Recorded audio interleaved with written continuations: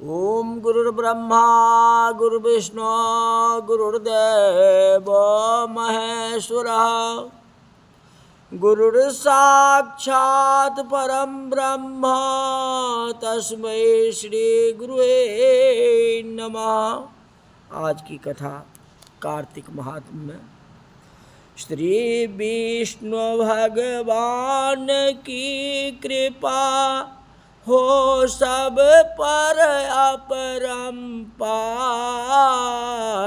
कार्तिक मास का कपिल करे 15वां विस्तार। सियावर राम जय जय राम, मेरे प्रभु राम जय जय राम। राजा पृथु ने नारद जी से पूछा कि हे नारद जी, दैत्यराज ने क्या किया? आपके जाने के बाद दैत्यराज ने क्या किया, यह कथा मुझे विस्तार से बतलाइए। नारद जी के जाने के बाद जलंधर ने अपने राहु नाम के दूत को बुलाकर कैलाश पर जाने की आज्ञा दी और कहा कि वहाँ पर एक जटाधारी शंभु नाम का योगी रहता है, उससे मेरा ऐश्वर्य कह के उनकी सर्वांग सुंदरी भामिनी को मेरे लिए मांग करके ले आओ। यह सुन के वह दूत शिवजी के स्थान पर पहुंचा, परंतु नंदी ने उसे सभा के भीतर नहीं जाने दिया, किंतु वह अपनी उग्रता से शिव की सभा में चला गया और शंकर भगवान के आगे बैठ के उनकी आज्ञा लेके संदेश सुनाना शुरू कर दिया। और राहु नाम के दूत को ऐसा कहते ही भगवान शूलपाणी के आगे गुस्सा आ गया। मैं शूलपाणी शंकर भगवान को गुस्सा आ गया और उनके गुस्सा के कारण पृथ्वी फोड़ के एक शब्द वाला पुरुष प्रकट हो गया, जो सिंह के समान मुख था, जो कि मानो दूसरा नरसिंह था। वह दौड़कर राहु को खाने के लिए चला तो राहु बड़े जोर से भागा, परंतु उस पुरुष ने राहु को पकड़ लिया। फिर उसने शिव जी के शरण लिया, हे शिव मुझे शरण में रखो, हमारी कोई अपराध नहीं है, मैं तो दूत बन के आया हूँ।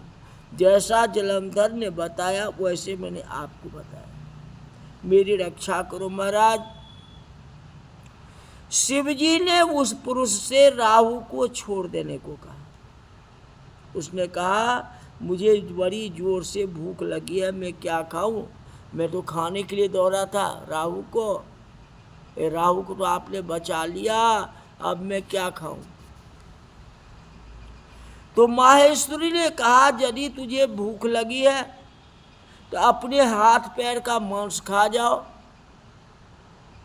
शिव जी के आज्ञा से वह पुरुष अपने हाथ पैर का मांस भक्षण कर लिया। अब केवल उसका सिर रह गया। तो ऐसा कृत्य देख के शिव जी ने प्रसन्न होकर के उसे अपना आज्ञाकारी मान करके अपना परम प्रिय गण बना लिया और कहा कि मेरी पूजा की तरह अब तेरी भी सदैव पूजा होती रहेगी, और जो तेरी पूजा नहीं करेंगे वो हमारा प्रिय नहीं होगा। शिव जी से ऐसा वर पाकर उस पुरुष को बड़ी प्रसन्नता हुई है। उसी दिन से उसका नाम स्वीकृत हो गया। स्वीकृत मैं स्वयं अपने शरीर को खा गया, इसलिए उसको हम कहते हैं स्वीकृत। तो शिव जी का अगर आप पूजन करते हैं तो साथ में स्वीकृत का भी पूजन करना चाहिए, चाहे स्वीकृत कहो या कृत मुख करो। कृत मुख भी उसी का नाम है स्वीकृत। मैं स्वयं अपने शरीर का मांस जो खा गया, इतना बड़ा कृत किया, इसलिए स्वीकृत या कृत मुख, इसलिए अपने कीर्ति का विस्तार किया। यही बात है। ऐसा कौन कर सकता है? कोई कहेगा तू अपने शरीर का मांस खा जाओ तो कौन कर खाएगा? यही बात है। इसका नाम कीर्तमुख भी हो सकता है। इस तरह से कहा गया। तो सुनो लगा कर मन सभी, संकट सब मिट जाए। सुनो लगा कर मन सभी, संकट सब मिट जाए। कार्तिक महात्मा का वशिष्ठ पढ़ो 16वां अध्याय। सियावर राम जय जय राम, मेरे प्रभु राम जय जय राम। राजा पृथु ने कहा कि नारद जी, यह तो आपने महाप्रभु शंकर की बहुत अद्भुत लीला सुनाई। अब कृपा करके आप ये बताइए, उस समय राहु उस पुरुष से छूट करके कहाँ गया? उस पुरुष से छूटकर कहाँ गया? तो नारद जी ने कहा कि उससे छूटने पर वह बर्बर नाम से विख्यात हो गया। और मानो नया जन्म पाकर के उसने अपने आप को धन्य माना है और धीरे धीरे जलंधर के पास गया। वहाँ उसने शंकर जी की सारी चेष्टाएं कही, जो उसके साथ हुआ सारी कथा कही। तो इसे सुनकर के दैत्यराज को बड़ा क्रोध आया और उसने सब दैत्य को सेना सजाने की आज्ञा दे दी। कालनेमी और शुम्भ निशुम्भ आदि सभी महाबली दैत्य तैयार होने लगे। एक से एक महाबली दैत्य करोड़ों की संख्या में निकलकर युद्ध के लिए तैयार हो गए।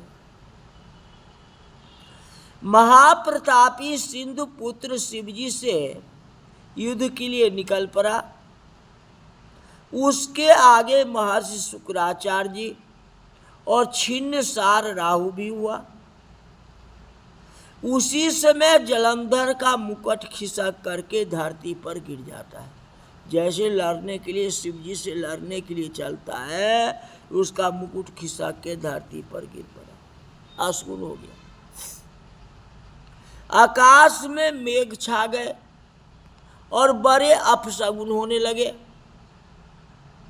उधर इंद्र आदि सभी देवताओं ने एकत्र होकर कैलाश पर जाके शिवजी को सब वृत्तांत कहे और यह भी कहे, आपने जलंधर से युद्ध करने के लिए जो भगवान विष्णु को भेजा था, वह उनके वशवर्ती हो गए, उनके अधीन हो गए और लक्ष्मी सहित जलंधर के अधीन होकर के उनके घर में निवास करते।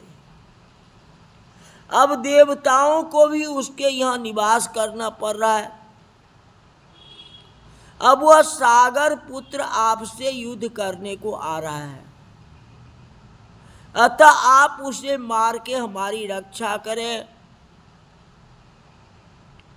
तो देवताओं से यह सब कुछ सुन के शंकर जी ने भगवान विष्णु से पूछा कि हे ऋषिकेश,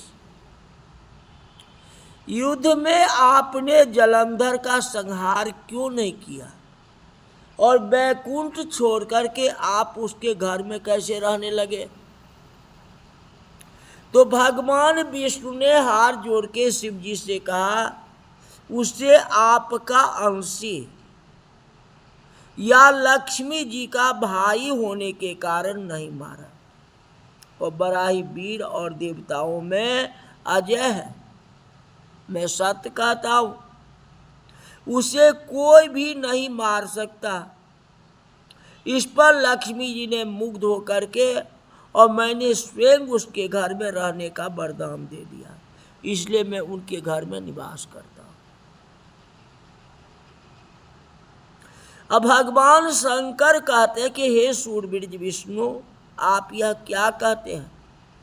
उस दैत्य को मैं स्वयं मारूंगा, इसमें कोई भी संदेह नहीं है। अब आप सब देवता जलंधर को मेरे द्वारा ही मारा गया जानो, अपने स्थान को जाइए।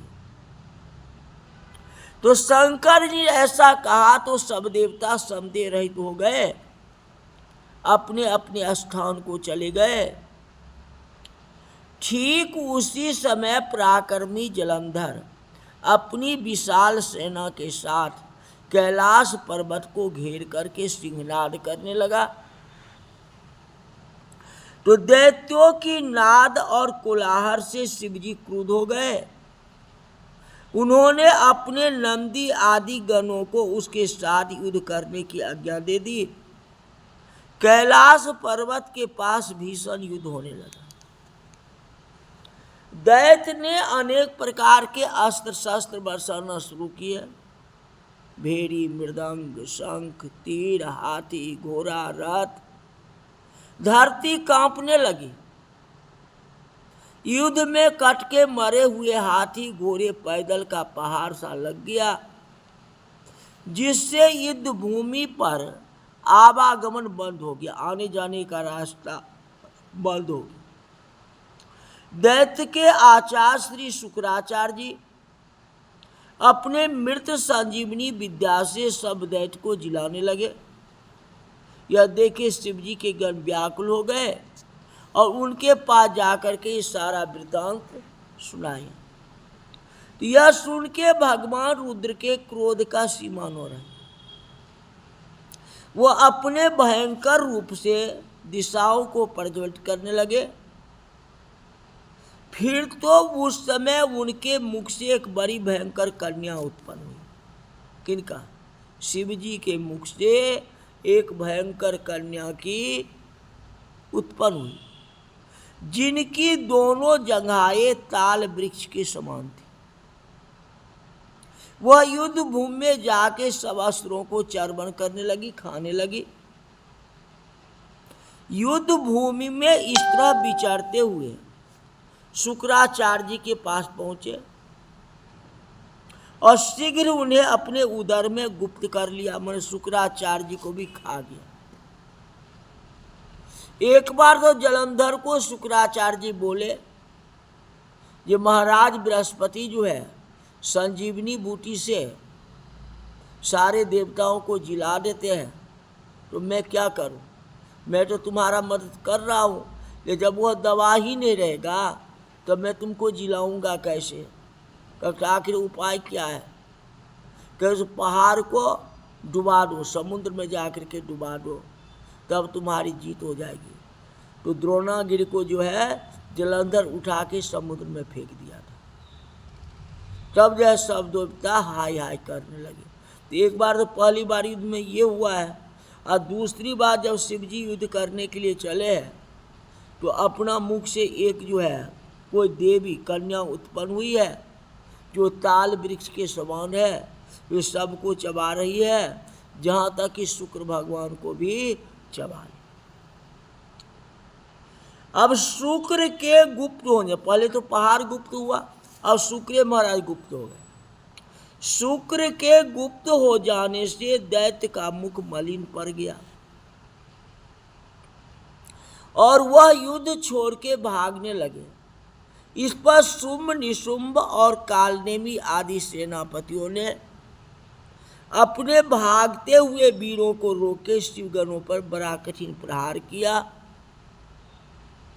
और ऐसा ही शिवजी के नंदी आदि वीरगणों ने, जिनमें गणेश भी थे, कार्तिकेय भी थे, उन्होंने अपने गणों को रोके दैत्य का भीषण युद्ध हुआ। सब के सब लड़ रहे हैं। अब जीत किसकी होती है, क्या होता है, ये कथा कल बताएंगे। आज की कथा यही तक रही। बोल वृंदावन बिहारी लाल की जय। हे कृष्ण गोविंद हरे मुरारी, हे नाथ नारायण वासुदेवा। हे कृष्ण गोविंद हरे मुरारी, हे नाथ नारायण वासुदेवा। ओ शंकर भगवान की जय।